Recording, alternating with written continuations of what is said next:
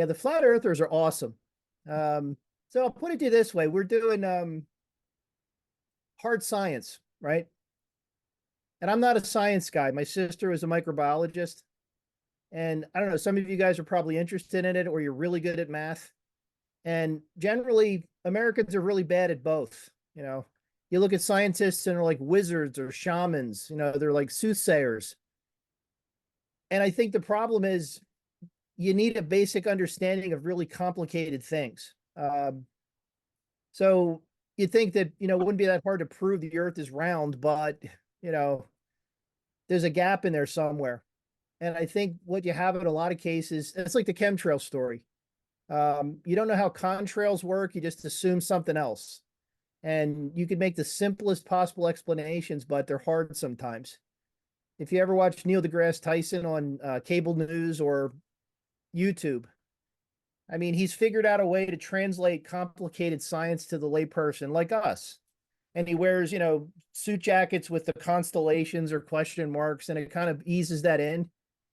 But yeah, I get the flat earthers all the time and the chemtrail people. And I guess the bigger point I take away from that is at some point you can't argue people out of an idea because it starts to be based more on faith than facts, and that's including science.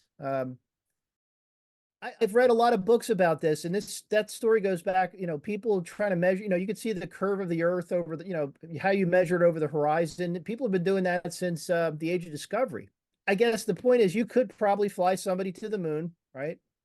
And they're going to tell you that's not the Earth; that's a giant hologram. I mean, there's always going to be the out. The term I discovered was called moving the goalposts, right? Because you could say, all right, here's your proof, and they're going to say, well, wait a minute, what about this? And it's going to be that kind of whataboutism that they're always going to come back with. And that's where, like I always tell my students, I said, you can only get so far with evidence. At some point, you're bumping up against faith or belief, and there's just not going to be a way to win. If you could try and be patient, and I think the real key here is to listen. And we're not good at that. We're just not good at that in this country. We like arguing. I mean, you've seen how many threads have you seen online, right? And how quickly they can degenerate into this god awful contest, right?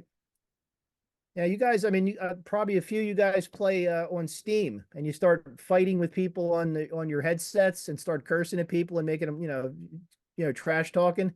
We do that. We like that, but we like, conflict isn't going to get you to where you would need to go. And I think tuning your ear to listen is really the most important thing. So, yeah, you guys like the flat earthers. I think, I don't believe in it, but my God, it's hard to get them off of that perch. It's hard.